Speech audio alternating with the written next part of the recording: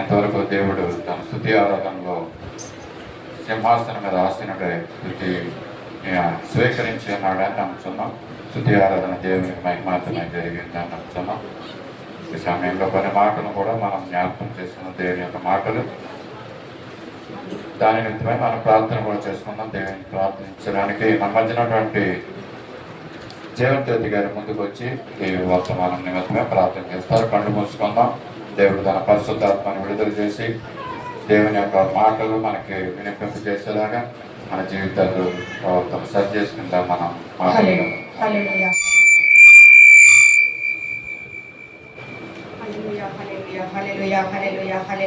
స్తోత్రం స్తోత్రం స్తోత్రం స్తోత్రములు తండ్రి. పరిశుద్ధ ప్రేమ కలిగిన తండ్రి, కృప కలిగిన దేవానికి స్తుతి స్తోత్రములు చెల్లించుకుంటున్నాం. ప్రభువా, గడిచిన వారం అంతా సజీవరకలుడు మమ్మల్ని అందరినీ తండ్రి, మా సంఘాన్ని దైవ సేవకులను కాచి కాపాడిన విధానాన్ని బట్టి కృతజ్ఞతలయ్యా. ప్రభా, ఈ దినం తండ్రి నాయన మరి నాకు ఇచ్చిన దాన్ని బట్టి కృతజ్ఞతలయ్యా. ప్రభా, వాక్యం చెప్పుచున్న దైవ సేవకుల్ని మీ హస్తాలకు సమర్పిస్తున్నాం. ప్రభా తండ్రి, మండిచిన అగ్ని వల్ల మీ పరిశుద్ధాత్మ మంటను తండ్రి రగిలించండి. ప్రభా, వాక్యం మీద చెవు గ్రహించుకునే మనసును మాకు దయచేయండి. ప్రభా, వాక్యం మీద చిన్న దైవ సేవకులకి మంచి ఆరోగ్యము దయచేయండి. ప్రభా, నోటికి బోరగా ఉండండి అయ్యా నా తండ్రి. ఏడంతల అభిషేకం బిడ్డ మీద కుమ్మరించమని ప్రభా, ఇంకా రానున్న కాలంలో కూడా ప్రభా బహు గొప్పగా ప్రభా మీ ఆత్మతో అభిషేకించి ప్రభా తండ్రి నాయన అనేక ఆత్మల వరకు వాక్యం చెప్పుకుని దైవ సేవకులుగా నిలబెట్టమని మరి ప్రభా ఈ తెలుగు తండ్రి నాయన మా కొరకు తండ్రి ఏదైతే ప్రభా నీవు ఇచ్చేదావో ప్రభా తండ్రి, ఆ తండ్రి నాయన ఇచ్చిన వాక్యాన్ని ప్రభా నా తండ్రి నాయన తండ్రి మేము గ్రహించుకునే బుద్ధిని మాకు దయచేయమని దైవ సేవకులు ఇంకొకసారి మీ హస్తాలకు సమర్పిస్తూ ఇచ్చిన ప్రార్థన చేస్తున్నామని అడిగి వేడుకుంటున్నాం తండ్రి. ఆమేన్.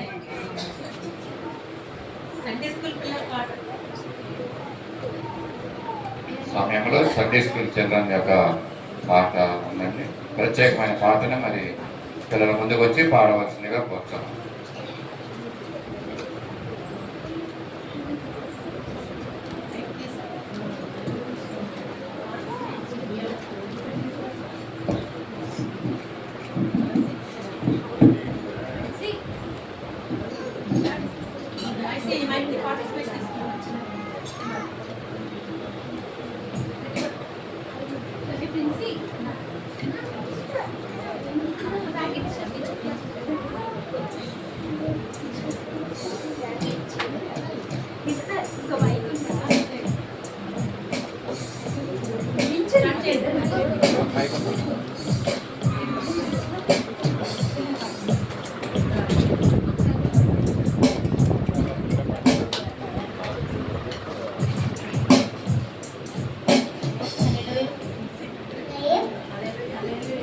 Jesus loves me, this I know, for the Bible tells me so.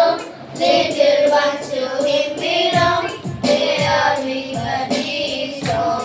Yes, Jesus loves me, yes, Jesus loves me, yes, Jesus loves me, the Bible tells me so. Yes, Jesus loves me, yes, Jesus loves me, yes, Jesus loves me, the Bible tells me so.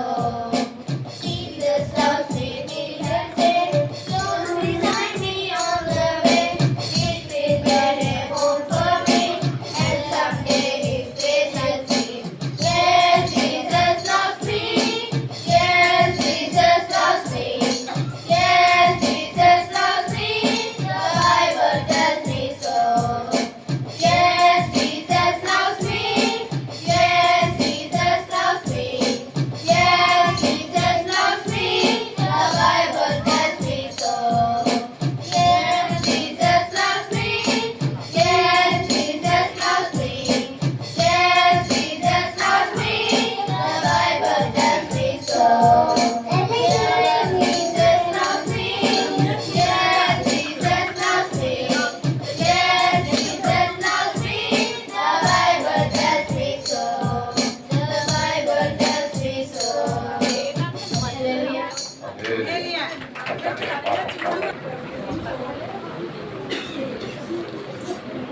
సమయంలో కొన్ని నిమిషాలు దేవుని యొక్క వాక్యాన్ని మనం ధ్యానం చేసుకుందామండి.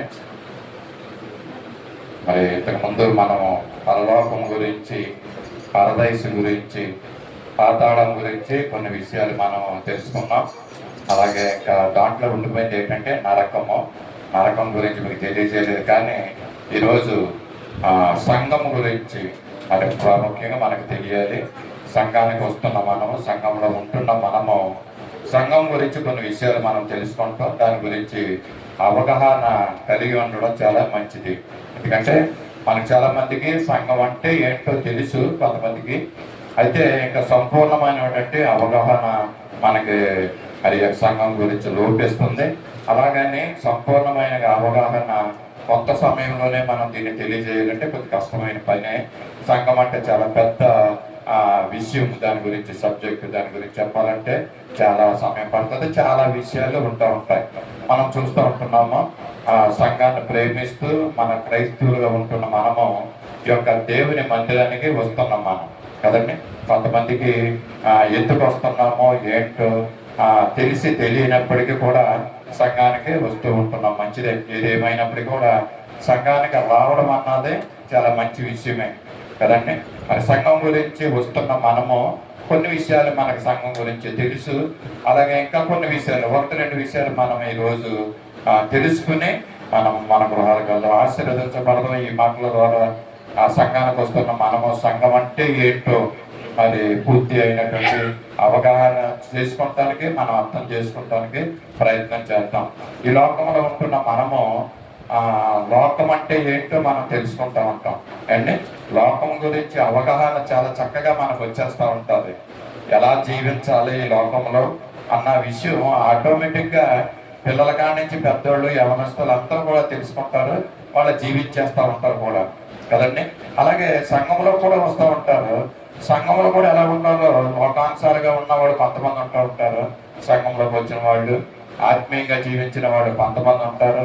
అంటే సగము తెలిసి సగము తెలియనటువంటి పరిస్థితుల్లో కొంతమంది ఉంటూ ఉంటారు. ఈ విధంగా సంఘానికి ఏదేమైనప్పటికీ కూడా వస్తూ ఉంటూ పది విషయాల్ని తెలుసుకుంటూ ఉంటారు. ఇది మంచిది. సంఘానికి రావడం అనేది చాలా ప్రాముఖ్యమైనటువంటి విషయమే, చాలా మంచి విషయమే. సంఘానికి రావడం వల్ల మనం నష్టపోమండి. కొన్ని విషయాలు, మంచి విషయాలు మనం తెలుసుకుంటూ ఉంటాం. ఏ విధంగా జీవించాలో చక్కని విషయాలు పరిశుద్ధ గ్రంథంలో ఉంటున్నాయి. ఈ విషయాలు మరి చెబుతూ ఉంటారు చాలా మంది.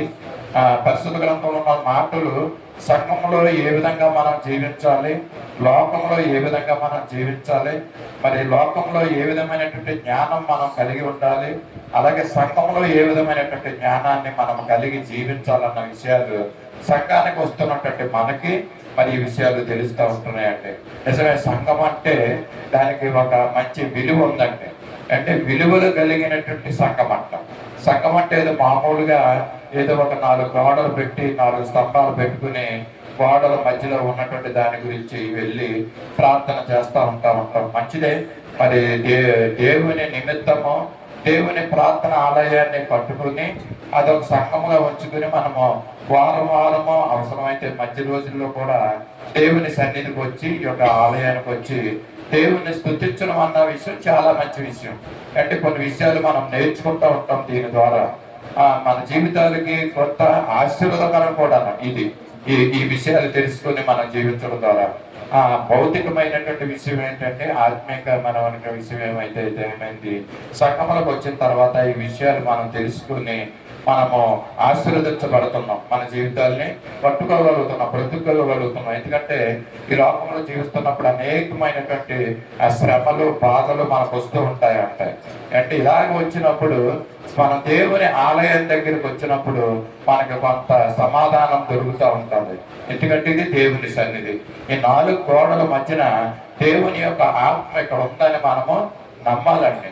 మరి మామూలుగా చూస్తే ఇది 4 గోడల మధ్యన ఉన్నదే ఇది గోడలు, కానీ దీంట్లో దేవుని యొక్క ఆత్మ ఉంది. ఎలా ఉందంటే మరి సజీవులమైనటువంటి మనము ఈ మందిరంలో ఉన్నామండి మనం కదా. ఇది మన దేహము దేవుని యొక్క ఆలయం అంటే అటువంటి దేవుని యొక్క ఆలయముగా కలిగినటువంటి దేహాలు కలిగినటువంటి మనము సజీవులుగా ఉంటూ ఈ యొక్క మందిరంలో నివసిస్తున్నాం కనుక దేవుడు మన మధ్యన ఉంటున్నాడు. ఎక్కడ 2-3 నా నామ పేరకు కూడి ఉంటారో వారి మధ్యన నేను ఉంటానని సెలవిస్తున్నాడండి. దేవునికి తేడాలంటూ ఏమీ లేదండి. పేదవారు గొప్పవారు అని కానీ, లేక పెద్ద దేవాలయం చిన్న దేవాలయం అని కానీ, ఇటువంటి తేడాలు దేవునికి ఉండవు. ఎవరి దేహము పరిశుద్ధంగా ఉంటుందో ఆ ఎవరైతే దేవుణ్ణి హృదయంలోకి ఆహ్వానించుకుంటున్నారో వారి హృదయంలోకి దేహంలోకి దేవుడు వచ్చి నివాసం చేస్తానంటండి. నీ దేహము దేవుని ఆలయం అని అంటారు. ఒక సినిమా పాట ఉంది, ఒక పాట ఉంది, మరి ఎస్పి బాలసుబ్రహ్మణ్యం పాడిన హృదయమే నీ ఆలయము క్రీస్తు అనే పాట. కానీ దేవుని యొక్క వాక్యం ఏం చెప్తుందంటే నీ దేహమే దేవుని ఆలయం అనే దేవుని యొక్క మాట చెప్తుంది. ఏది ఏమైనప్పటికీ కూడా మరి హృదయాలు కలిగినటువంటి దేహములతో ఉంటున్నటువంటి మన హృదయాల్లో దేవుడు నివసిస్తున్నాడు.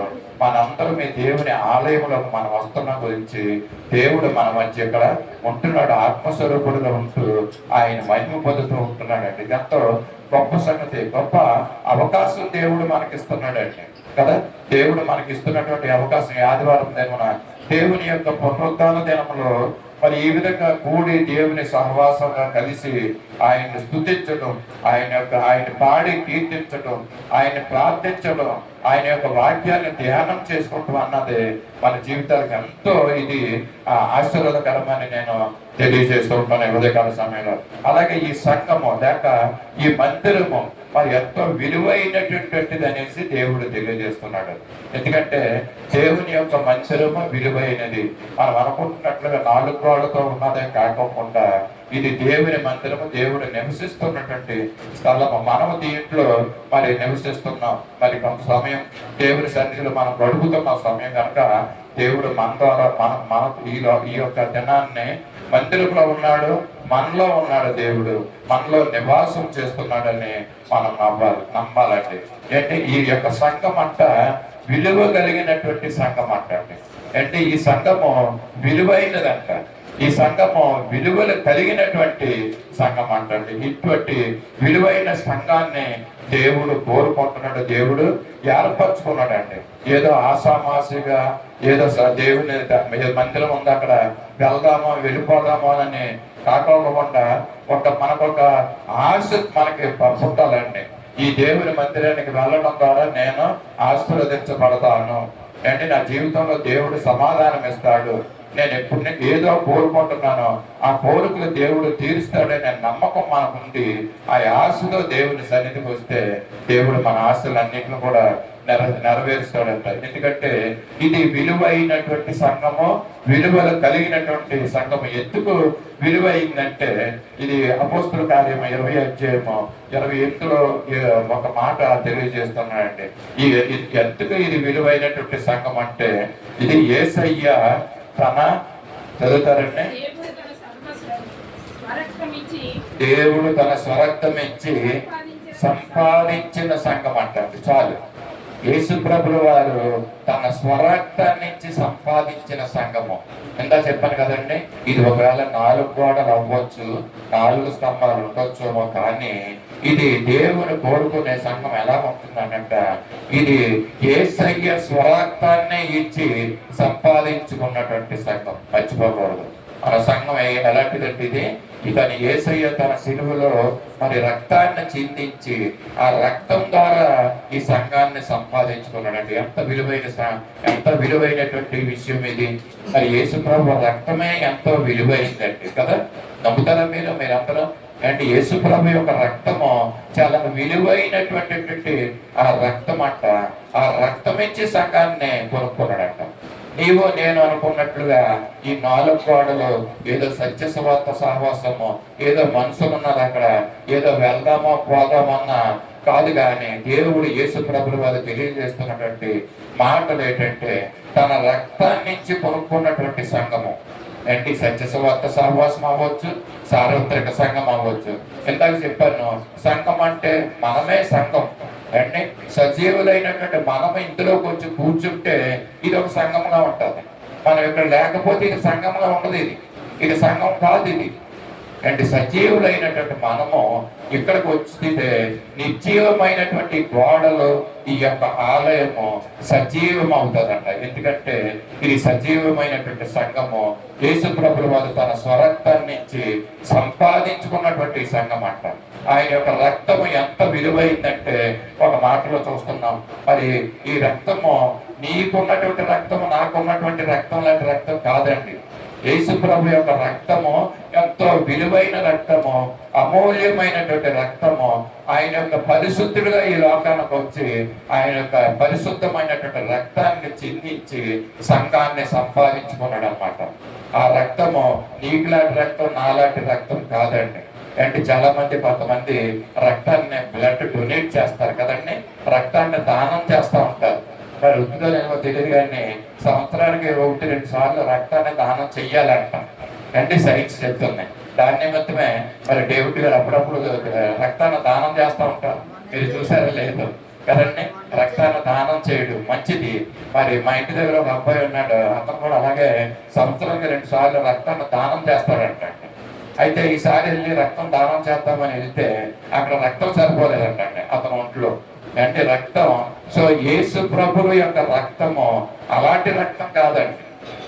అంటే ఆయన రక్తము నిర్దోషమైనటువంటి రక్తం, పరిశుద్ధుడుగా ఉండి పరిశుద్ధమైన రక్తాన్ని చిందించి తన స్వరక్తాన్ని ఇచ్చి సంఘాన్ని సంపాదించుకున్నాడంట. అటువంటి సంఘం అండి ఇది. అంటే విలువైనటువంటి రక్తాన్ని చిందించి విలువైన సంఘాలుగా మనకి పెట్టుకున్నాడండి. దాన్ని విలువైన సంఘంగా మనం జ్ఞాపకం చేసుకోవాలి. ఇది ఇంకా ఎలాంటిదంటే ఈ రక్తము పేతురు రాసిన మొదటి పత్రిక మరి మొదటి అధ్యాయం 19వ వచనంలో మనం మాట చూద్దాం. మరి యేసు ప్రభువుల వారి యొక్క పరిశుద్ధుడైనటువంటి ఆయన రక్తం ఎలాంటిదంటే అమూల్యమైన రక్తము చేత అనగా నిర్దోషమును నిష్కళంకమునకు గొర్రె పిల్ల వంటి క్రీస్తు రక్తం అంటే చాలా మనకిది. అంటే యేసు ప్రభుల వారు తన స్వరక్తాన్ని నుంచి సంఘాన్ని సంపాదించుకున్నాడు. అటువంటి సంఘము సత్య సువార్త సంఘము. ఆసామాసిగా మనం ఈ సంఘాన్ని మనము తీసుకోకూడదు. ఈ సంఘము యేసు ప్రభుల వారు తన రక్తాన్ని చిందించి ఈ యొక్క సంఘాన్ని ఏర్పాటు చేసుకున్నాడు. ఆయన యొక్క రక్తం ఎటువంటి రక్తం అంటే అది నిర్దోషమైనటువంటి రక్తం అంటే ఆయన ఏ పాపము లేకోకుండా ఈ లోకంలో పరిశుద్ధుడిగా జన్మించాడు. ఆయన చిందించిన రక్తం కూడా పరిశుద్ధమైనటువంటి రక్తమైనటువంటి ఆయన నిర్దోషమైనను నిష్కళంకమున రక్తం అంటే అంటే దాంట్లో ఏ దోషము లేనటువంటి రక్తం అంట. ఇటువంటి రక్తం చేత మన సంఘాన్ని విమోచించాడు, ఆయన సంఘాన్ని ఏర్పరచుకున్నాడండి. అంటే సంఘము గురించి మనం చూస్తున్నాం కదా, యేసు రక్తము ద్వారా పుట్టుకొచ్చింది సంఘం అన్నమాట. అంటే సార్వత్రిక సంఘం అని కూడా మనం చెప్పుకోవచ్చు. అనేకమైనటువంటి సంఘాల యొక్క కలయిక సార్వత్రిక సంఘం. ఇది నెలలో మా సంఘము, ఆ సంఘము, ఇంకొక సంఘం అని ఇలా చెప్పుకుంటూ ఉంటాం. కానీ అన్ని సంఘాల్లో కూడా మరి దేవుని యొక్క మాటలే తెలియపరచబడుతూ ఉంటాయి. అక్కడ జీవము గల మాటలు తెలియజేయబడుతూ ఉంటాయి. విన్నటువంటి మనము ఏం చేయాలంటే మన జీవితాలను మార్చుకుంటే అది మన జీవితాలకి ఆశీర్వాదకరం, మనకు మన కుటుంబానికి కూడా అది ఆశీర్వాదకరమైన ఉదయకాల సమయంలో తెలియజేస్తున్నాను. నిర్దోషి అయినటువంటి యేసు ప్రభువు వారు ఆయన యొక్క నిర్దోషమైన రక్తాన్ని చిందించి ఈ సంఘాన్ని ఏర్పరచుకున్నాడండి. అంటే తెలుసున్నా మీకు ఇప్పటికైనా సంఘం యొక్క విలువ, సత్య సువార్త సహవాసం అంటే ఇది ఏదో అనుకోని విధంగా ఏర్పడినటువంటి సంఘము కాదండి. దైవ సేవకులకి ఒక దర్శనాన్ని చూపించి ఆ దర్శనం నిమిత్తం ఈ చుట్టుపక్కల ఉన్నటువంటి ప్రదేశాల్లో ఉన్నటువంటి అనేక మంది అన్యజనుల నిమిత్తం స్థాపింపబడినటువంటి ఈ యొక్క సంఘము. ఈ సంఘము దేవుడు యేసయ్య తన రక్తాన్ని చిందించాడండి ఈ యొక్క సంఘం మీద. పరిశుద్ధంగా దేవుడు చేశాడు, పవిత్రంగా చేశాడు. మరి మనం ఎలా ఉండాలంటే అటువంటి పరిశుద్ధమైనటువంటి జీవితాలు మనము జీవించాలి. ఎందుకంటే ఆయన రక్తము నిర్దోషమైంది, నిష్కళంకమైనటువంటి రక్తం అండి. అంటే ఈ విధంగా యేసు ప్రభువు వారి యొక్క రక్తం ద్వారా ఈ సంఘాన్ని ఏర్పరచుకున్నాడు. మరి ఈ యొక్క సంఘము ఎలాగ పుట్టిందంటే యేసు రక్తము ద్వారా పుట్టింది. మనిషి యొక్క పుట్టుకంట తల్లి యొక్క గర్భం అనేసి అంటారండి. మనిషి యొక్క పుట్టుక తల్లి యొక్క గర్భంలో మరి ఆయన పుడతాడంట మనిషి. అయితే సంఘం అయితే యేసు రక్తముతో పుట్టిందంటండి సంఘం. ఇది సార్వత్రిక సంఘము. మనిషి తల్లి గర్భంలో పుడితే సంఘము క్రీస్తు రక్తం ద్వారా పుడుతున్నాడు. ఇది ఏ రక్తం అంటే నిర్దోషమైనటువంటి రక్తం, యేసు రక్తము. మరి యేసు రక్తము గొర్రె పిల్ల ఆ రక్తం. ఇది మనకి తెలుసు, మనందరికీ కూడా. ఆ దినాల్లో, పూర్వ దినాల్లో, మోసే కాలంలో మరి యొక్క గొర్రె పిల్ల రక్తాన్ని ఏం చేశారంటే పాపములు చేసిన వారి మీద, మనుషుల మీద, అలాగే ఈ యొక్క మందిరం మీద ఆయన ఏం చేసేవాడండి? ప్రోక్షించేవాడండి. ఆ గొర్రె పిల్ల రక్తాన్ని ప్రోక్షించి ఆ యొక్క మందిరాన్ని, మనుషుల్ని, ఆ వస్తువుల మీద దాన్ని ప్రోక్షించి పరిశుద్ధపరిచేవాడండి. ఎబ్రీ పత్రిక 9వ అధ్యాయం 20వ వచనం 22వ వచనంలో ఉంది. మనకి చదివితే సమయం ఎక్కువ అవుతుంది కనుక మరి ఇది మా వాక్యాన్ని మీరు చూడండి. గొర్రె పిల్ల రక్తము మోసే మందిరంలో ఉండగా ప్రజల మీద, వస్తువుల మీద చల్లి ప్రోక్షించి పరిశుద్ధపరిచి పవిత్రపరిచేవాడు అంటే ఏంటి? సంఘము మరి యేసు రక్తం ద్వారా కట్టబడిన సంఘము, యేసు రక్తం ద్వారా విమోచింపబడిన సంఘము, యేసు రక్తం ద్వారా ఆ పుట్టినటువంటి ఈ సంఘము మరి దేవునికి పరిశుద్ధంగా మనం జీవించాలని మనం చూద్దాం. యేసు రక్తం శరీరానికి, ఆత్మకు కూడా స్వస్థతనిస్తుందంటండి. అంటే ఈ రక్తం ద్వారా సంఘాన్ని నిర్మించినటువంటి యేసు ప్రభువు గారి రక్తము మరి మనకి శరీరానికి, ఆత్మకు కూడా, ఒకవేళ మనం కొనుక్కున్న రక్తం మన శరీరానికి స్వస్థత ఇస్తుందేమో కదండి. మన హాస్పిటల్లో ఉంటున్నప్పుడు రక్తాన్ని మనకి ఎక్కిస్తారు, మనం దాన్ని కొనుక్కోవాలి, లేకపోతే మన రక్తాన్ని మనం ఇవ్వాలి. అటువంటి కొనుక్కున్న రక్తం మన శరీరానికి స్వస్థత ఇస్తుంది, కానీ ఆత్మగది స్వస్థత ఇవ్వదు. యేసు ప్రభు యొక్క రక్తం అయితే శరీరానికి, ఆత్మకు కూడా స్వస్థతనిచ్చేదిగా మనము యేసు యొక్క రక్తం అని మనం చూస్తున్నాం కదండి. యేసు మరి యొక్క ఇటువంటి సంఘాన్ని ఆయన రక్తం ద్వారా ఏర్పరచుకున్నటువంటి సజీవమైనటువంటి మనము, మన దేహాలతో దేవుని స్తుతిస్తున్నటువంటి మనము సజీవంగా ఈ సంఘంలో ఉంటే ఈ సంఘము కూడా సజీవంగా ఉంటుంది. ఇది నిర్జీవంగా ఉండదని తెలియజేస్తుంది. దేవుని కలిగి ఉన్న మనము మరి మందిరంలోకి వస్తే ఇక్కడ ఇది కూడా జీవము కలిగినదిగా ఉంటుంది అంటండి. మనం సజీవంగా ఉంటున్న మన దేహాలతో దేవుణ్ణి స్తుతిస్తున్నాము. సంఘము సజీవంగా ఉండాలంటే సజీవమైనటువంటి మనము దీంట్లో ఉండడం ఎంతో ప్రయోజనకరమండి కదా. మరి మనకున్నటువంటి జీవితాలతో అంటే రక్షణ లేనటువంటి జీవితాలతో మనం జీవిస్తూ దేవుని మందిరంలోకి రావడం వల్ల ఆ వ్యక్తికి ప్రయోజనకరం ఉండదు, ఆ సంఘానికి కూడా ప్రయోజనం ఉండదండి. యేసు రక్తం ద్వారా కడగనబడి మనం సజీవమైన రాళ్లుగా దేవుని యొక్క మందిరంలో మనం ఉండాలని మనం తెలియజేస్తున్నాం. ఇంకా దేవుని యొక్క మందిరం ఎంత ఉన్నతమైనది అంటే ఇప్పుడు ఏం తెలుసుకున్నాం అంటే విలువైనది. ఆయన విలువైనటువంటి రక్తముతో స్వరక్తం ఇచ్చి సంపాదించుకున్నటువంటి ఈ సంఘము మరి ఇటువంటి మందిరములో ఆయన యొక్క మహిమ కూడా ఉంటది అంటండి. ఆయన యొక్క తేజ మహిమ దేవుని మందిరంలో నిండుకున్నటువంటి పరిస్థితులు 1-2 వచనాలు మనం చూద్దాం. ఆయన యొక్క తేజ మహిమ నిర్గమకాండం 40 అధ్యాయము 34-35లో పరిశుద్ధమైనటువంటి ఈ సంఘము, పరిశుద్ధమైనటువంటి సహవాసములో పరిశుద్ధులుగా జీవిస్తున్న మన మధ్యలో దేవుని యొక్క తేజో మహిమ ఉంటుందంటండి. ఇక్కడ మరి మేఘము ప్రత్యక్షపు గుడారమున కమ్మగా యెహోవా తేజస్సు మందిరమును నింపెను. ఆ మేఘము మందిరము మీద నిలుచుట చేత మందిరము యెహోవా తేజస్సుతో నిండెను గనుక మోసే ప్రత్యక్ష గుడారంలోనికి వెళ్ళలేకుండానంట. అంటే మందిరము అలనాడు మోసే నిర్మించినటువంటి యొక్క ప్రత్యక్ష గుడారం, ఆ మందిరం ఎలా ఉంటుందంటే దాంట్లో దేవుని యొక్క తేజోమయం ఉంటుందంటే. మరి యొక్క మందిరంలో మనం ఉంటున్న మందిరంలో మనం ప్రార్థన చేస్తున్నప్పుడు మన ప్రార్థనను ఆలకిస్తున్నాడు దేవుడు. పరిశుద్ధాత్ముడిగా ఇక్కడ ఆసీనుడై ఉన్నాడు. మన అందరి హృదయాల్లో ఆయన పరిశుద్ధాత్మ దేవుడు నిలయం ఉంటున్నాడు అండి. ఆయన మాట్లాడుతున్నాడు మనతోటి అంటే ఈ సమయంలో అటువంటి ఆయన యొక్క తేజో మహిమ ఈ మందిరము నిండా నిండి ఉంటుందనేసి నమ్ముతున్నాను. అలనాడు మోసే ప్రత్యక్ష గుడారము కూడా ఆయన యొక్క తేజో మహిమ ఎలా ఉందంటండి, మందిరాన్ని నింపిందంటండి. మనం ఈ విధమైనటువంటి నమ్మకం మనం కలిగి ఉండాలి. మందిరంలోకి వస్తున్న మనము, మందిరంలో ఉంటున్న మనము దేవుని యొక్క పరిశుద్ధాత్మ అనుభవాన్ని మనం అనుభవించాలండి. ఏదో ఏదో అజాగ్రత్తగా నిర్లక్ష్యంగా దేవుని మందిరంలో మనం కూర్చుని ఉంటే ఆ పరిశుద్ధాత్మ అనుభవాన్ని మనం అనుభవించలేదు. కానీ ఈ యొక్క మధ్యాహ్న కాల సమయంలో దేవుడు తన పరిశుద్ధాత్మని ఇక్కడ మరి విడుదల చేసి మనందరిలో పరిశుద్ధాత్మని నింపుతున్నాడు. అల్లాడు మోసే ప్రత్యక్ష గుడారంలో మరి దేవుని యొక్క ఆ యొక్క మందిరములంట యెహోవా తేజస్సు నిండుకొని ఉందంటండి. అంటే ఆ మేఘము మందిరము మీద నిలుచుట చేత మందిరము యెహోవా తేజస్సుతో నిండి ఉందంటండి. ఎలా ఉందంటే నిండి ఉంటే మోసే ప్రత్యక్ష గుడారంలోనికి వెళ్ళలేని పరిస్థితులు అంటండి. అంటే ఆ మందిరం అంత తేజమై మా దేవుని యొక్క తేజస్సు అందులో ఉండడం వల్ల మోసే ఆ గుడారంలోకి వెళ్ళకపోయాడంటండి. అంటే మోసే లాంటి వ్యక్తే ఆ గుడారంలోకి వెళ్ళలేకపోతే మనం వెళ్ళగలమండి? మనం అడుగు పెట్టగలమా? దేవుని యొక్క తేజస్సు అంత గొప్ప, అంత మహిమ అంత ఉంటుందండి. మరి మహిమ గురించి ఇశ్రాయేలు ప్రజలు ఎంతో వణికిపోయారు అనమాట, ఎంతో భయం చెందారు.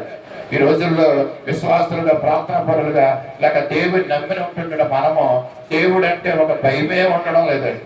దేవుని మందిరానికి రావడానికి ఎంతో నిర్లక్ష్యం, దేవుని మందిరంలో మరి ఆయన స్తుతించాలంటే నిర్లక్ష్యం, దేవుని యొక్క మాటలు వినాలంటే నిర్లక్ష్యం, అంతా నిర్లక్ష్యమే. కానీ దేవుని సన్నిధిలో ఏముంటుందంట? ఆయన యొక్క తేజో మహిమ ఉంటుందంట. ఆ మందిరం నిండా నిండి ఉంటుందంట. దాన్ని మనం పొందుకోవాలండి. పొందుకోవడం వాళ్ళ దురదృష్టవంతులు. ఆ మందిరంలో, మన మందిరంలో ఉన్నటువంటి దేవుని యొక్క ఆత్మను పొందుకుంటే వాళ్ళ అదృష్టవంతులని ఉదయకాల సమయంలో తెలియజేస్తున్నాను అండి. ఈ యొక్క మోసే ప్రత్యక్ష గుడారంలో యెహోవా యొక్క తేజో మహిమ, మందిరం యొక్క విలువ, సంఘం యొక్క విలువ ఏంటంటే ఈ సంఘము గొర్రె పిల్ల రక్తం ద్వారా ప్రోక్షింపబడినటువంటి సంఘము. మోసేయే ఆ మందిరం మీద తన గొర్రె పిల్ల రక్తాన్ని చిందించినట్లుగా మనం విని ఉన్నాము.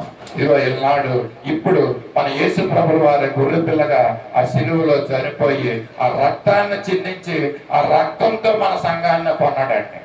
ఆ కొనబడినటువంటి సంఘము ఈ సంఘం అని ఉదయకాల సమయంలో తెలియజేస్తున్నాను. మరొక మాట, దేవుని యొక్క మందిరం ఏ విధంగా దేశ మహిమతో నిండి ఉంటుందో దినవృత్తాంతం 2వ గ్రంథంలో 7వ అధ్యాయం ఇంకొక మాటలో, మొదటి మాటలో మనం చూద్దాం. ఇది సొలొమోను మందిరం అండి. సొలొమోను తాను చేయించిన మందిరం, నిర్మించినటువంటి మందిరంలో ఏ విధంగా దేవుని యొక్క తేజ మహిమ నిండి ఉంటుందో మనం చూద్దాం. దినవృత్తాంతం 2వ గ్రంథము 7వ అధ్యాయము మొదటి మాటనే మనం చూద్దాం. సొలొమోను తాను చేయు ప్రార్థనను ముగించినప్పుడు అగ్ని ఆకాశం నుండి దిగి దహన బలులను, ఇతరమైన బలులను దహించెను. యెహోవా తేజస్సు మందిరము నిండా నిండెను. ఇంకా చూద్దాం. యెహోవా తేజస్సుతో మందిరము నిండినందున యాజకులు అందులో ప్రవేశింపలేకపోయిరి. ఇందాక చెప్పాను, ప్రత్యక్ష గుడారం నిండా యెహోవా తేజస్సు, యెహోవా తేజు మహిమ ఉండడం వల్ల మోసే ప్రత్యక్ష గుడారంలోకి వెళ్ళలేకపోయాడంటండి. ఏంటి చెప్పాలంటే ఒక అగ్నిలాగా అన్నమాట. ఇది పరిశుద్ధాత్మ అగ్ని మన సత్య సువార్త సహవాసంలో వచ్చి మరి పాపపు ఆత్మ, మరి పాపపు క్రియలతో ఉన్నటువంటి క్రియలన్నింటినీ కాల్చివేయాలని మధ్యాహ్నకాల సమయంలో నేను తెలియజేస్తున్నాను. ఈ మాటలు దేవుని యొక్క తేజస్సు, దేవుని యొక్క మహిమ ఆ విధంగా ప్రత్యక్ష గుడారంలో ఉంటే మోసే లోపలికి వెళ్ళలేకపోయాడంటండి. ఇక్కడ సొలొమోను నిర్మించినటువంటి మందిరాన్ని కూడా మరి ఆయన మందిరం నిర్మించిన తర్వాత ఆయన ప్రార్థనను కూడా చేశాడంటండి. ఏమని ప్రార్థన చేశాడంటే, ఎవరైతే ప్రభువా ఈ మందిరం చుట్టూ తిరిగి ఇదిగో చేతులెత్తి ప్రార్థన చేసినప్పుడు ఆ ప్రార్థనను ఆలకించు, వారి యొక్క మనవలను ఆలకించి వారికి సహాయం చేయమని సొలొమోను యొక్క మందిరం నిర్మించిన తర్వాత ప్రార్థన చేశారంట. ఆ ప్రార్థన ముగించినప్పుడు అగ్ని ఆకాశము నుండి దిగి దహన బలులను, మరి బలులను దహించిందంట. యెహోవా తేజస్సు మందిరమునంట నిండి ఉందంట. ఎంత తేజస్సు అంటే యెహోవా తేజస్సు వలన ఆ మందిరములో నిండి ఉండడం వల్ల యాజకులు అందులోకి ప్రవేశించలేకపోయారంటున్నాడు. అంత మహిమ, అంత తేజస్సు ఆ మందిరంలో ఉందండి. ఇంత చెప్పాను, అటువంటి మహిమ, అటువంటి తేజస్సు, అటువంటి పరిశుద్ధాత్మ అగ్ని దేవుని మందిరంలో ఉంటుండగా దాన్ని పొందుకున్న వారు అదృష్టవంతులు, పొందుకోలేని వారు దురదృష్టవంతులు. అంటే దేవుని మందిరానికి వస్తున్న మనము ఆయన జీవము గల మాటలు అంటే ఆయన అగ్ని లాంటి మాటలు మన హృదయాన్ని దహించాలండి. పాపపు ఆలోచనలతో ఉన్నటువంటి మన హృదయాలు దహింపబడాలి. ఇంకా చెప్పాను, మన దేహము దేవుని యొక్క ఆలయంలో ఉంటుంది.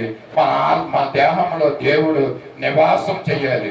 ఎవరైతే దేవుణ్ణి అంగీకరించుకుని స్వీకరించుకుని దేవుణ్ణి తన హృదయంలో ప్రతిష్ఠించుకుంటారో దేవుని ఆశీర్వాదాలు వాళ్ళు పొందుతూ ఉంటారు. ఇక్కడ దేవుని యొక్క సంగమం, దేవుని యొక్క మందిరం అంటే ఏం చెప్పానంటే మనమే ఆయన మందిరం. మనం ఇక్కడికి వచ్చిన మనము మన హృదయాల్లో దేవుడు లేకపోతే ఈ మందిరము లేదు.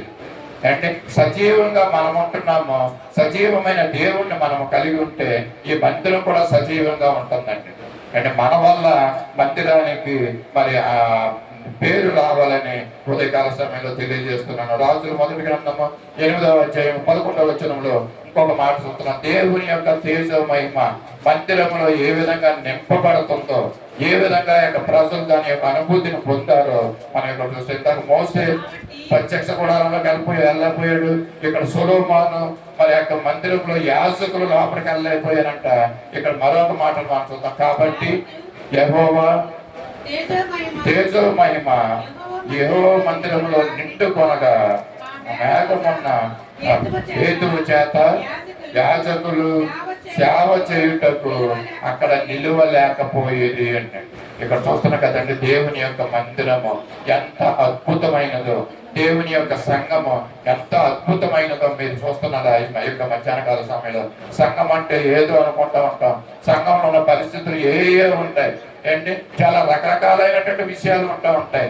కానీ ఆత్మ సంఘము, చారిత్ర సంఘము, యేసు ప్రభు కోరుకునే సంఘము ఎలాగుంటుంది, ఆ మందిరం ఎలాగుంటుంది, ఆ మందిరంలో ఏముంటుందంటే దేవుని యొక్క తేజస్సు ఆ మందిరం నిండుకొని ఉంటుందంట. మరి మోసే దాంట్లోకి ప్రవేశించలేకపోతున్నాడు, ప్రత్యక్ష గుడారంలోకి. యాజకులు దాంట్లోకి ప్రవేశించలేకపోతున్నారంట.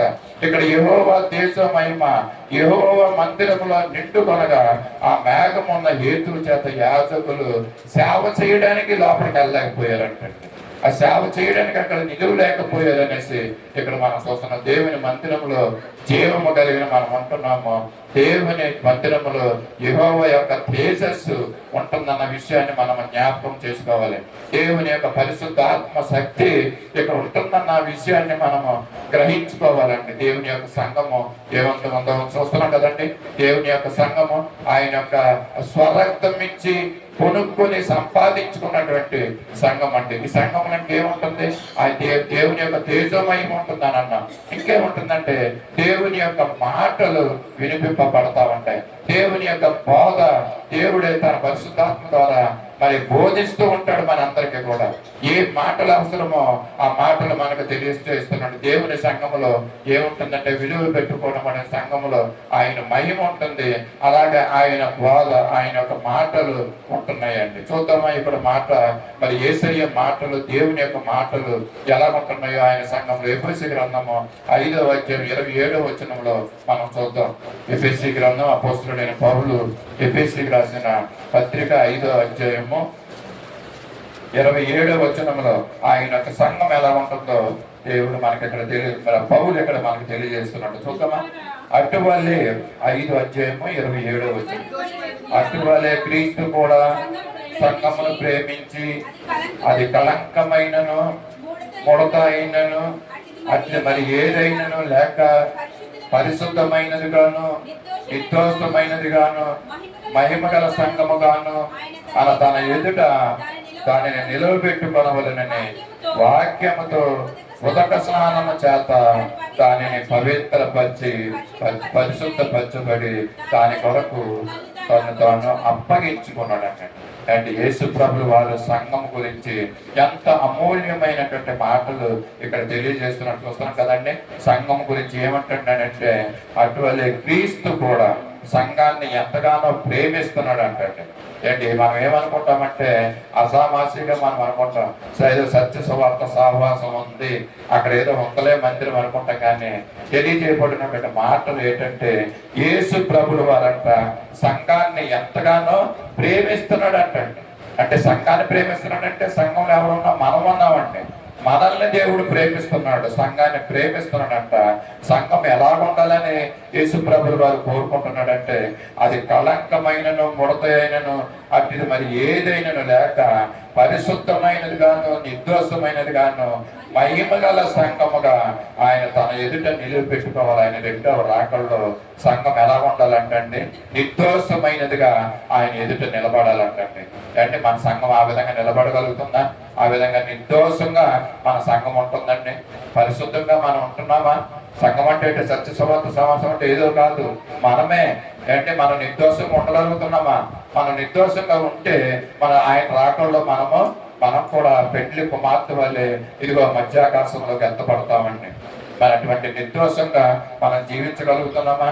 పరిశుద్ధమైనదిగా ఉండాలంటండి సంఘము, నిర్దోషమైనదిగా ఉండాలంటండి, మహిమ గల సంఘముగా ఉంటుంది. అవును, దేవుడు ఆయన వచ్చిన రెండవ రాకల్లో మనందరికి మహిమ శరీరాలు ఇస్తాడని చెప్పాను కదండి. పరిశుద్ధులైనటువంటి మనకు, భక్తులైనటువంటి మనకి మనం చనిపోయింది ఆయన ఎంతుండి చనిపోయిన వారు మొదట పునరుత్థానం మొదట లేతులని ఉందండి. ఎలా లేస్తామంటే మహిమ శరీరంతో లేస్తామంట. లేచిన మనము సత్య సువార్త సంఘముగా ఆయన ఎదుట నిష్కలంకముగా పెండ్లి కుమార్తెలే నిలబడతామంటండి. దేవుడు కోరుకునేది ఇదే. ఈ సంఘము మడత అయిన మరి ఏమి కళంకమైన కూడా లేకోకుండా ఉండాలంట. దేవుడు దాని గురించి ఏం చేస్తున్నాడండి? ఇంతకే చెప్పాను, ఆయన స్వరక్తం ఇచ్చి సంపాదించుకున్న సంఘం. ఇక్కడ అదే మాట చెప్తాడు, వాక్యముతో ఉదక స్నానము చేయించుకుని పరిశుద్ధపరచు తను తాను అప్పగించుకున్నాడు అంటండి. అంటే వాక్యం, ఇందాక రక్తం ఇచ్చి సంపాదించుకున్నాడు అన్నాను. అదే సంఘములో ఏమే మాటలు, దేవుని యొక్క మాటలు వినిపింపబడుతున్నాయండి, బోధించబడుతున్నాయి. ఆ మాట ద్వారా, దేవుని యొక్క వాక్యం ద్వారా ఈ సంఘము మరి బలపరచబడుతుంది విశ్వాసములో కదా. మనిషి జీవించాలంటే మరి ఆహారం మనకి ఎంత అవసరం.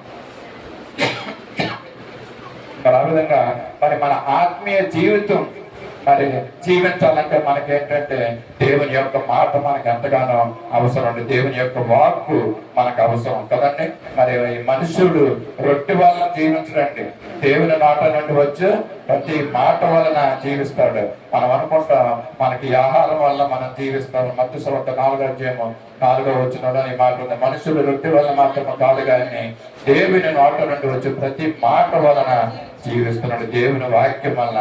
అంటే దేవుడు యేసు ప్రభు తన స్వరక్తం ఇచ్చి సంపాదించుకున్న సంఘము విలువైనటువంటి సంఘము, ఆయన విలువైనటువంటి రక్తం ఇచ్చి కొన్న సంఘము.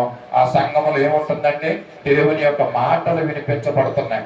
ఆ దేవుని యొక్క వాక్యము, ఆయన యొక్క వాక్యం ఇక్కడ వినిపించబడుతుంది. ఆత్మీయంగా, భౌతికంగా అది మనల్ని బలపరుస్తుందండి దేవుని యొక్క వాక్యము కదా. మన దేవుని యొక్క వాక్యము మనల్ని బ్రతికిస్తుంది. ఎంతమంది నమ్ముతున్నారండి? దేవుని యొక్క వాక్యమే నన్ను బ్రతికిస్తుందండి. నీ వాక్యమే నన్ను బ్రతికించెను, బాధలలో నెమ్మది ఇచ్చెను. నీ వాక్యమే నన్ను బ్రతికించెను, బాధలలో నెమ్మదినిచ్చెను. నీ వాక్యమే నన్ను బ్రతికించెను, బాధలలో నెమ్మదినిచ్చెను. కృపా శక్తి దయా శక్తి సంపూర్ణుడా, వాక్యమయ్యున్న యేసు వందనమయ్యా. కృపా శక్తి దయా శక్తి సంపూర్ణుడా, వాక్యమయ్యున్న యేసు వందనమయ్యా. ఈ వాక్యమే నన్ను బ్రతికించెను, బాధలలో నెమ్మదినిచ్చెను.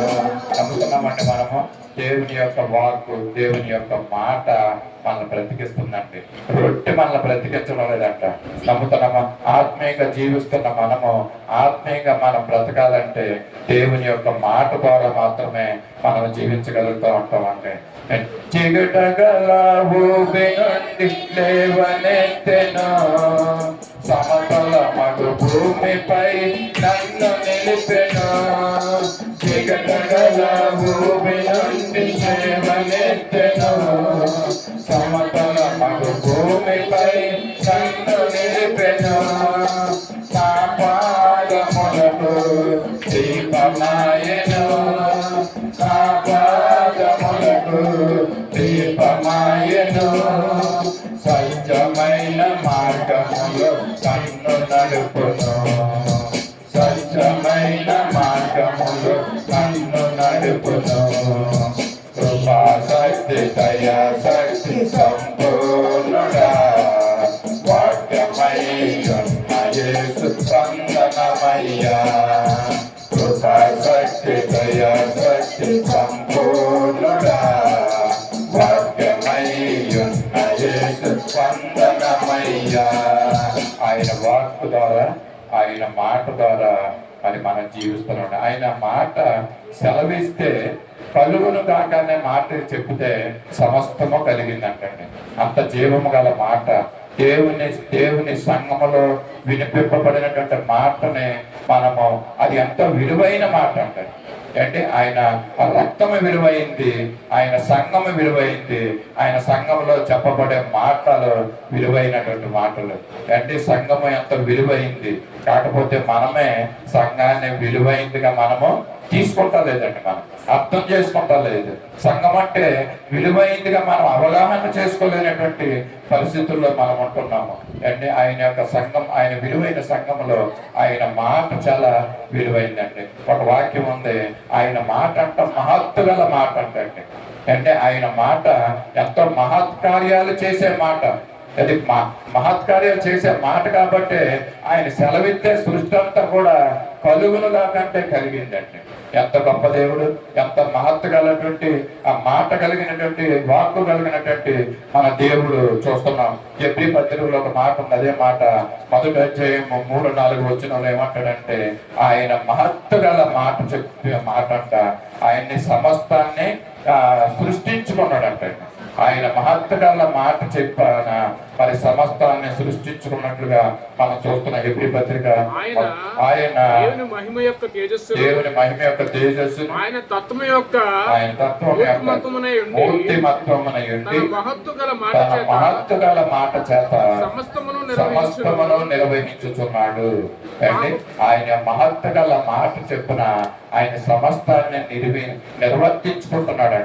నిర్వహించుకుంటున్నాడంట. ఆయన మాటను బట్టి కలుగును కాకంటే సమస్తము కలిగింది. కలిగిన దాన్ని ఆ దేవుడు విడిచిపెట్టలేదంటండి.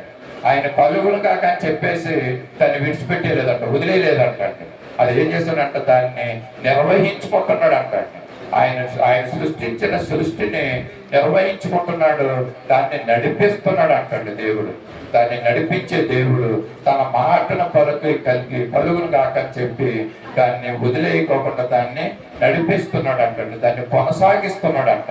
దేవుని యొక్క సృష్టి దేవుని యొక్క మాటకు లోబడి అది నడుస్తుందంట. దేవుడు దాన్ని నడిపించుకుంటున్నాడు. ఎంతవరకు అంటే ఆయన 2వ రాకడ వరకు కూడా ఆయన కలిగించినటువంటి ఈ యొక్క సృష్టిని ఆయన మరి నడిపించుకుంటున్నట్లుగా మనం యొక్క ఎబ్రీ పత్రికలో చూస్తున్నాం. విలువైనటువంటి యేసు రక్తముతో సంపాదించినటువంటి సంఘము విలువైనది. ఆ సంఘములో బోధింపబడే మాటలు చాలా విలువైనవి. ఒకవేళ బోధించేవారు ఒకవేళ గతించిపోవచ్చేమో, బోధించినటువంటి ప్రవక్తలు, బోధించినటువంటి సేవకులు, అంటే ఎంతో మంది అపోస్తలులు వీళ్ళంతా ఏమైపోయారంటే గతించిపోయారు. కానీ ఆయన చెప్పిన మాటలు గతించలేదండి. అవి ఇప్పటి వరకు కూడా మనకి ఎంతో మాటలు ప్రయోజనకరంగా ఉంటున్నాయి. దేవుని యొక్క మరి సంఘాల్లో, మందిరాల్లో చెప్పబడుతున్న మాటలు ఎంతో విలువైనటువంటి మాటలుగా మనం తీసుకోవాలండి. ఆ మాటలు మనం విలువైనదిగా తీసుకోకపోతే మన జీవితాలు కూడా అలా విలువ లేనటువంటి జీవితాలుగానే ఉండిపోతాయి. నీ జీవితము, నా జీవితము విలువైనటువంటి జీవితంగా మనకు ఉండాలంటే ఇదిగో యేసు ప్రభు రక్తం ద్వారా చిందించి స్వరక్తం ఇచ్చి సంపాదించుకున్నటువంటి ఆ యొక్క సంఘాన్ని మనం ఎలా చూడాలంటే విలువైనదిగా మనం చూడాలంటే, విలువలేని దానిగా మన సంఘాన్ని మనము చూడకూడదు. అలాగే దేవుని సంఘంలో బోధించబడే ఈ మాటలు ఎంతో విలువైనటువంటి మాటలు. ఆయన జీవము గల దేవుడు. ఇదిగో ఆ యొక్క గ్రంథము జీవము గల గ్రంథము. ఈ గ్రంథంలో ఉన్నటువంటి మాటలు జీవము గలవి. ఇదిగో తెలియజేస్తున్నట్టు బోధిస్తున్నటువంటి మాటలు జీవము గలవి. ఈ చెప్పేవారు ఒకవేళ గతించిపోవచ్చు, కానీ దేవుని మాటలు అవి గతించిపోవండి. దేవుని యొక్క మరి రాకడ వరకు కూడా మాట ఉంటుందని మనము తెలియజేస్తున్నాం. ఈ మాటలు మనము జ్ఞాపకం చేసుకుందాం. ఒక మాటను చూసి ముందుకు వెళ్దాం. మన దేవుని యొక్క సార్వత్రిక సంఘం అంట ఇది ఎంతో శక్తి కలిగిందంటండి, ఎంతో విలువ కలిగిందని ఇందాక చెప్పాను. ఇప్పుడు ఇది ఎంతో సంఘము శక్తి కలిగినట్లుగా ఉంటుంది. ఒకటి రెండు మాటలు మనం చూసి మనం ముగించుకుందాం. చక్కని దేవుని యొక్క సంఘము ఎంత శక్తి కలిగిందంటే మన మత్తయి సువార్త 16:18 ఒక మాట చూస్తున్నాం. యేసు ప్రభువు వారు సీమోను పేతురుతో మరి తెలియజేస్తున్నట్టు మాటలు. ఆయన ఈ బండ మీద ఆ సంగమును కట్టుదును, పాతాళ లోక ద్వారములు దాని ఎదుట నిలువ నేలవని నేను నీతో చెప్పుతున్నాను. ఈ మాటలు యేసు ప్రభువు వారు సీమోను పేతురుతో తెలియజేస్తున్న మాటలండి. సంఘం గురించి, తన స్వరక్తం ఇచ్చి సంపాదించిన సంఘము గురించి తెలియజేస్తున్న మాటలు ఏంటంటే, ఇదిగో పేతురుతో అంటాడు, ఈ బండ మీద నా సంఘాన్ని కొడతాను. అంటే యేసు ప్రభువు వారు కట్టే సంఘం ఎలాంటి సంఘం అంటే అది ఏం చెప్పానంటాక తన స్వరక్తాన్ని ఇచ్చి సంపాదించుకున్న సంఘం. ఆ సంఘం ఎదుటనంట పాతాళ లోక ద్వారాలు అక్కడ నిలబడబట్టండి. దేవుని సంఘం, చారిత్రక సంఘం ఎదుట పాతాళ లోక ద్వారాలు నిలబడవు. ఈ పాతాళ లోకము నరకం ఎవరి గురించి అండి? సాతాను దాని అనుచరుల కోసం నిర్మించబడినటువంటి ఆ పాతాళ లోకము మరి దేవుని సంఘం ఎదుట నిలబడలేదంటే. పాతాళ లోకము నిలబడలేదు, సాతాను కూడా నిలబడలేడు. ఎందుకంటే దేవుని యొక్క సంఘం అంత శక్తి కలిగినటువంటి సంఘం అని యేసు ప్రభువు వారు ఈ మత్తయి సువార్తలో మనకు చెప్తున్నాం. మరి యొక్క సంఘాన్ని ఎవరు కూడా మరి దీన్ని పాడు చేయకూడదండి. దేవుని సంఘాన్ని పాడు చేస్తే నేను వారిని పాడు చేస్తానని అంటున్నాడు. అంటే దేవుడు కట్టుకున్నటువంటి సంఘము మనం ఎవరు కూడా పాడు చేయకూడదు అన్న మాటను కూడా ఈ యొక్క ఉదయకాల సమయంలో మీకు తెలియజేస్తున్నాను. బైబిల్లో ఒక వ్యక్తి ఉన్నాడు, సంఘాన్ని పాడు చేసినటువంటి వ్యక్తి. ఎవరండి అయినా? సంఘాన్ని మరి నాశనం చేసినటువంటి వ్యక్తి. చాలా ఈజీగా చెప్పాలి మీరు. సౌలండి. ఎందుకు డౌట్ పడుతున్నారు మీరు? సంఘాన్ని పాడు చేసినటువంటి వ్యక్తి సౌలు అండి. అతను నాశనం చేయాలని కంకణం కట్టుకున్నాడు. సంఘాన్ని అంతటిని కూడా నాశనం చేయాలని, క్రైస్తవులందరినీ కూడా నాశనం చేయాలని ఆయన సౌలు మరి ఈ విధంగా ఉంటున్నప్పుడు మరి యేసు ప్రభువు వారు కట్టిన సంఘం అంత తొందరగా మరి పోయే సంఘం కాదు కదండి. ఎందుకంటే ఆయన రక్తం ఇచ్చి కొనుక్కున్నాడు, విలువైనటువంటి రక్తం. ఈ యొక్క ప్రపంచంలో దేన్ని పెట్టి మనము ఈ యొక్క సంఘాన్ని కొనలేమండి. ఏ విలువ కూడా దేనితోటి కూడా దీన్ని సాటి చేయలేమండి. మరి అటువంటి సంఘాన్ని మరి యేసు ప్రభువు తన రక్తంతో కొనుక్కున్నటువంటి సంఘాన్ని సౌలైతే ఏం చేస్తున్నాడంటే పాడు చేయాలని చాలా ప్రయత్నం చేశాడు. ఆయన మరి యొక్క ధర్మశాస్త్రాన్ని తెలిసినటువంటి వ్యక్తే, మరి యేసు ప్రభువుని అంతగా ఇష్టపడినటువంటి వ్యక్తి, క్రైస్తవులంటే ఇష్టపడినటువంటి వ్యక్తి, మరి క్రైస్తవ ప్రార్థన ఆలయాలు అంటే ఆయనకి ఇష్టమైనటువంటి వ్యక్తిగా ఉంటున్నాడు. ఆయన ఏం చేస్తున్నాడంటే మరి అపోస్తుల కార్యంలో మన ఒక మాట చూద్దాం. 8:3 సౌలు ఏం చేస్తున్నాడు, సంఘాన్ని ఏ విధంగా మరి అతను హింసిస్తున్నాడు మాటల్లో చూసి ముగింపుల్లో మనం వెళ్ళిపోవడం. అపోస్తుల కార్యాలు 8:3 సౌలు అయితే పురుషులను స్త్రీలను ఈడ్చుకొని పోయి చెరసాలలో వేస్తున్నాడు, సంఘాన్ని పాడు చేస్తున్నాడంటే. చూసారు కదా, సౌలు ఏం చేస్తున్నాడంటే ఇంటింటికి వెళ్తున్నాడంటే, గవర్నమెంట్ దగ్గర నుంచి పర్మిషన్ తీసుకున్నాడంట.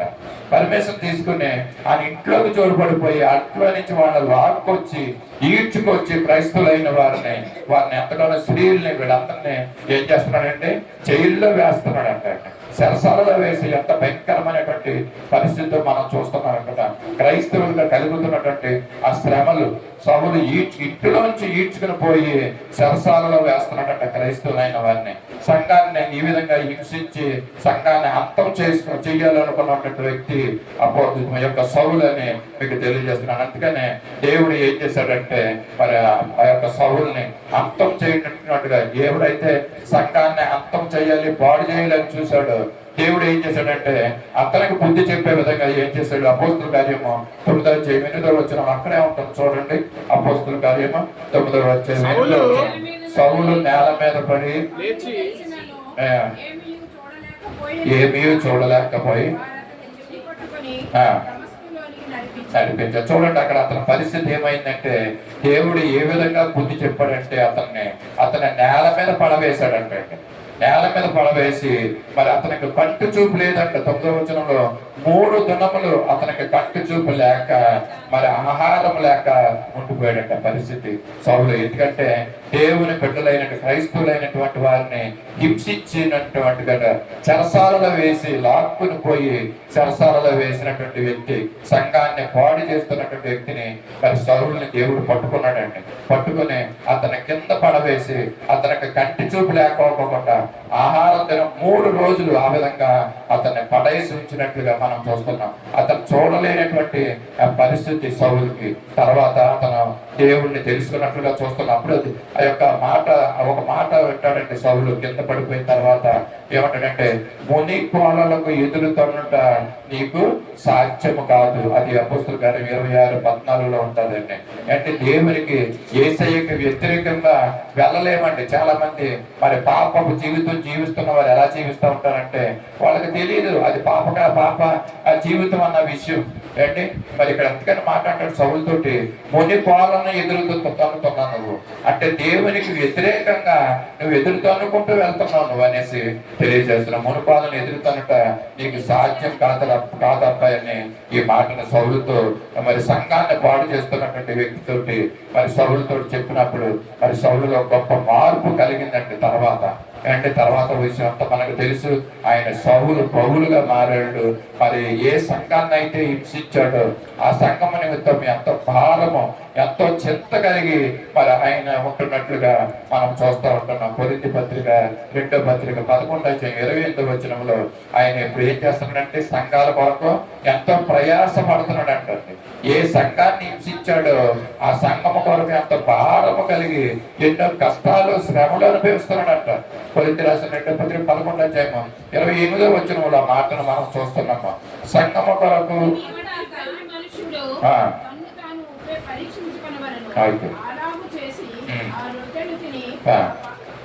కొరింథీ 2వ పత్రిక 11:28 వచనం.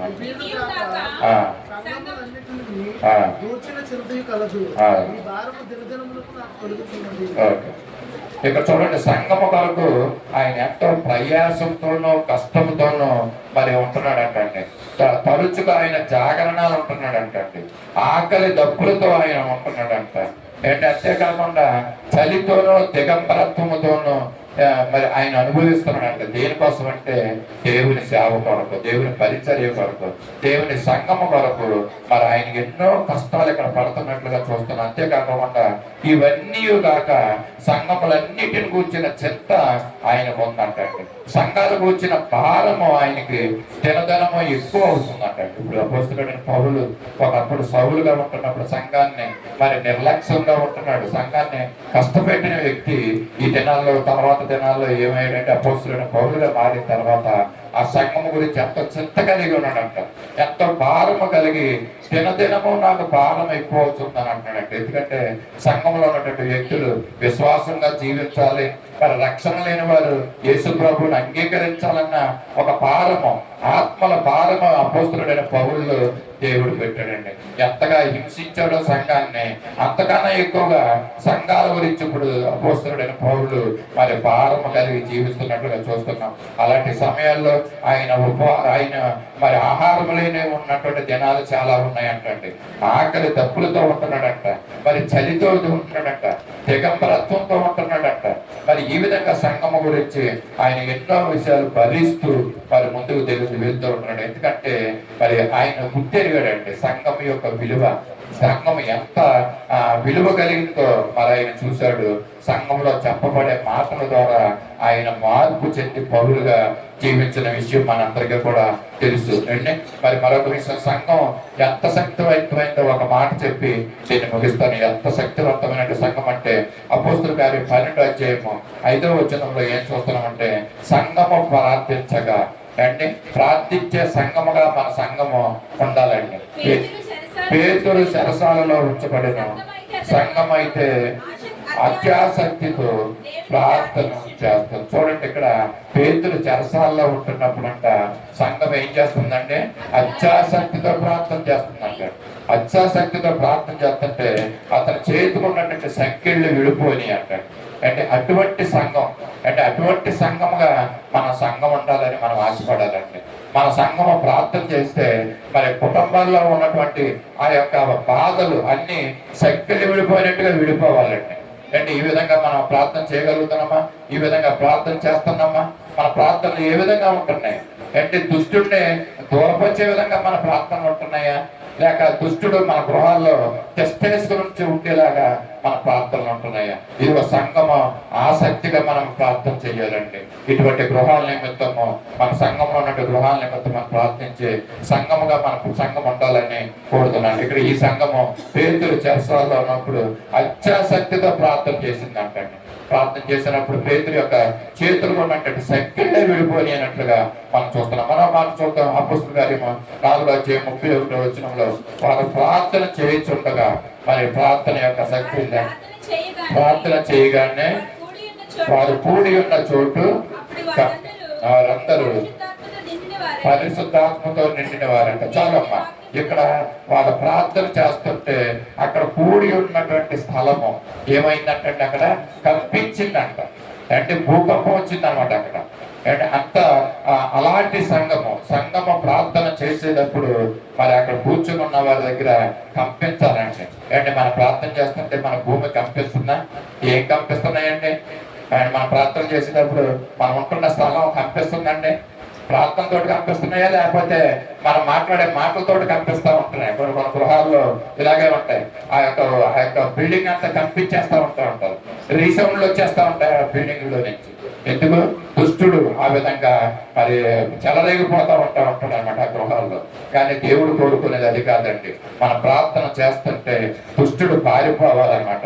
ఇదిగో సంఘము ప్రార్థన చేస్తుంటే చెరసాల యొక్క సంఖ్యలు తెగిపోవాలి. ఇక్కడ సంఘము ప్రార్థన చేస్తుంటే అక్కడ ఉన్నటువంటి స్థలము కంపించాలండి. మరొక మాట చూస్తున్నాం. ప్రార్థన చేస్తున్నప్పుడు అపొస్తలుల కార్యం 16:5 మనం చూస్తాం. సంఘము విశ్వాసముతో ప్రార్థన చేస్తుంటే సంఘము విశ్వాసమందు స్థిరపడి అనుదినము లెక్కకు విస్తరించాలంటే. అంటే సంఘము గురించి ఇందాక నేను చెప్తున్నాను. సంఘము గురించి మరి విశ్వాసంతో ప్రార్థన చేస్తుంటే ఎలా ఉండాలంటే అది విస్తరింపబడాలంట. సంఘము విస్తరించాలంట. నానాటికి దినదినము విస్తరించబడాలి. ప్రార్థనలో విస్తరింపబడాలి. విశ్వాసంలో విస్తరింపబడాలి. అండి మనం చేసే ఆత్మీయ కార్యాల్లో మనం విస్తరించబడాలి. సంఘం ఒక దినాన్ని విస్తరించడం గురించి పద్దెలను గురించి మనం నేర్చుకున్న మాటలు. మన సంఘం ఎలా ఉండాలంటే విశ్వాసంలో స్థిరంగా ఉండాలండి. అంటే మరి అది అటు ఇటు ఊగిపోకూడదు. సంఘం అంటే స్థిరంగా ఉండాలి. అంటే ఏ విధంగా అయితే ఈ యొక్క పునాది వేసి స్థిరంగా ఉన్న తర్వాత ఒక సంఘాన్ని ఏ విధంగా మనం కడతామో ఆ విధంగా మన జీవితాలు, మన విశ్వాసాలు, మన సంఘము ఆ విధంగా స్థిరంగా ఉండాలి. అనుదినము అది విస్తరిస్తూ ఉండాలని చెప్తున్నాం. మరొక మాట చూద్దాం. అపొస్తలుల కార్యం 16:25-26 చూడండి. దేవుని యొక్క సంఘం చేసే పని. అయితే మధ్యరాత్రి వేళ పౌలును శీలయు దేవునిని ప్రార్థించుటకు కీర్తనలు పాడుచుండిరి. ఖైదీలు వినుచుండిరి. అకస్మాత్తుగా మహాభూకంపము చెరసాల పునాదులు అదిరేని. సంఘము ప్రార్థిస్తుంటే ఇక్కడ చూడండి చెరసాల పునాదులు అదులుతున్నాయంటండి. అంటే అక్కడ ఏం కలిగిందంటే మహాభూకంపం కలిగిందంట. భూకంపం కాదు, ఇది మహాభూకంపం. అంటే దేవుని ప్రార్థన, సంఘము ప్రార్థన చేస్తుంటే మహాభూకంపాలు కలుగుతున్నాయంట. అలనాడు అపోస్తుల దినాల్లో విశ్వాసం అంతా ఎలా ఉందో చూసారు కదా. మరి ఈ దినాల్లో సంఘాలు అయితే విస్తరిస్తున్నాయి, కానీ సంఘాల్లో మరి అటువంటి విశ్వాసము అంటే ప్రార్థిస్తే భూమి అదిరే విశ్వాసము, పునాదులు కదిలే విశ్వాసము, మరి అటువంటి విశ్వాసం మనకు కలుగుతున్నదా? మనకి ఉండాలా? మనం ఆ విధంగా మనం ప్రార్థన చేయగలుగుతున్నామా? ఇదిగో మనం ప్రార్థన చేస్తే పరలోకపు యొక్క ఆ యొక్క ద్వారాలు తెరవబడాలండి. మనం ప్రార్థన చేస్తుంటే ఏంటి? ఎందుకంటే మీరు చేసే ప్రార్థన గట్టిగా చేయడం కాదు, దేవుని యొక్క పరలోకం యొక్క ఆ యొక్క తలుపులు తెరవబడాలంటే అటువంటి బలమైనటువంటి విశ్వాసం మీలో ఉండాలి. అటువంటి బలమైనటువంటి విశ్వాసంతో మనం దేవుని ప్రార్థిస్తే ఇదిగో మహాభూకంపాలు కలుగుతాయి, భూమి కంపిస్తుంది, పునాదులు గదులు పడుతూ ఉంటాయి, చెరసాల తలుపులు తెరవబడుతూ ఉంటాయి. అటువంటి మరి సంఘముగా మన సంఘం ఉండాలని దేవుడు ఆశిస్తున్నాడు. ఈ ఉదయకాల సమయంలో మరి సంఘం యొక్క ప్రాముఖ్యత, విలువ, సంఘం విలువైనటువంటి సంఘం అనేసి తెలియజేస్తాను. అవునండి, యేసు ప్రభు తన స్వరక్తం ఇచ్చి సంపాదించినటువంటి ఈ యొక్క చారిత్రక సంఘం అండి. అంతేకాకుండా సంఘములో బోధించబడే ఆ మాట ఎంతో విలువైనది. ఇక నుంచైనా మనము దేవునితో ఇక్కడ తెలియజేస్తున్నటువంటి మాటల్ని విలువైనటువంటి మాటలుగా మనం గ్రహించుకోవాలని మనం తెలియజేస్తున్నాం. దేవుని సంఘము ఆఖరిగా మనం ఏం చెప్పామంటే దేవుని సంఘము ఎంతో శక్తివంతమైందండి. అంటే దేవుని యొక్క మాట శక్తివంతమైంది, దేవుని యొక్క సంఘము శక్తివంతమైనటువంటి సంఘము, మరి అది సార్వత్రిక సంఘము. అటువంటి సంఘముగా మన సంఘముగా మనం కూడా ఉండాలని నేను ఆశపడుతూ ఈ మధ్యాహ్న కాల సమయంలో తెలియజేస్తున్నాను. మన ప్రార్థనలు శక్తివంతమైన ప్రార్థనలుగా ఉండాలి.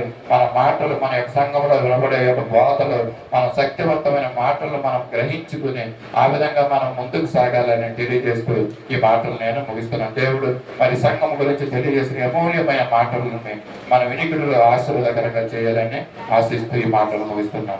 ప్రార్థించుకుందాం. మహాపరిశుద్ధులైన సర్వశక్తి కృపానికి కరుణా సంపరణ కృపణ దేవ, ఈ పరిశుద్ధ పాదాలు వర్ణాలు స్తోత్రాలు చెల్లించుకుంటున్నామయ్యా.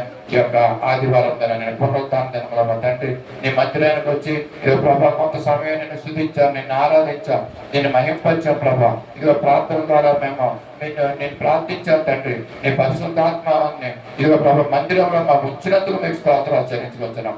అంతేకాకుండా మందిరం నిమిత్తం సంఘం యొక్క విలువ గురించి మాకు తెలియజేశారయ్యా ఈ మధ్యాహ్న కాల సమయంలో. అవును ప్రభా, నీ యొక్క శిలువలో చిందించిన నీ అమూల్యమైన నీ స్వరక్తం నుంచి సంపాదించుకున్న సంఘమని మేము తెలుసుకున్నాం ప్రభా. అంతేకాకుండా సంఘంలో తెలియజేయబడే మాటలు, ఆ యొక్క బోధలు ఎంతో విలువైనటువంటి మాటలు, సజీవమైనటువంటి మాటలని మేము తెలుసుకున్నాం. అవును ప్రభా, ఇది తండ్రి రొట్టె వలన మేము జీవించం కానీ నీ నోటి నుంచి వచ్చే మాటల వలన మేము జీవిస్తామని మేము గ్రహించుకున్నాం ప్రభా. ఆ విధంగా మేము సంఘం ఎంతో శక్తివంతమైందని కూడా మేము తెలుసుకున్నాం తండ్రి. అవును, ఈ శక్తివంతమైనటువంటి సంఘంలో మేము శక్తివంతులుగా, సజీవులుగా, మా తండ్రి విశ్వాసులుగా మేము జీవిస్తూ ముందుకు సాగుకు సహాయం చేయండి. అనేక మందికి తండ్రి మేము మాదిరికరమైన జీవితాలు జీవించడానికి నీ కృపను చూపించమని కోరుచు తెలియజేసిన మాటలు మా ప్రభా మా హృదయంలో ఫలభరితంగా చేయమని యేసయ్య పరిశుద్ధ నామములో అడిగి వేడుకొంచున్నాం తండ్రి. ఆమేన్. ఆమేన్. పరలోకమందున మా తండ్రి, నీ నామం పరిశుద్ధపరచబడిన గాక, నీ రాజ్యం వచ్చిన గాక, నీ చిత్తం పరలోకమందు నెరవేర్చినట్లు భూమి మీద నెరవేరిన గాక. మాకు కావాల్సిన అంతగాహారం నేడు మాకు దయచేయండి. మా రుణస్తులను క్షమించిన ప్రకారం మా రుణము క్షమించండి. మమ్మల్ని సోదరులకు తేక కీడును తప్పించండి. ఎందుకంటే రాజ్యము, బలము, మహిమ నిరంతరము నీవన్నా తండ్రి. ఆమేన్. తొట్టిల్లకుండా మనల్ని కాపాడుటకును, తన మహిమ ఎదుట ఆనందంతో మన నిర్దోషులుగా నిలవబెట్టుటకు శక్తి గల మన రక్షకుడైన యేసుక్రీస్తు యొక్క కృప, అద్వితీయ దేవుని యొక్క దివ్యమైన ప్రేమ, పరిశుద్ధాత్మని యొక్క అన్యోన్య సహవాసం, ఆదరణ, సత్య సువార్త సహవాసమునకు, సార్వత్రిక సంఘమునకు ఇప్పుడు ఎల్లప్పుడూ సదాకాలం తోడేండి నడిపించును గాక. ఆమేన్.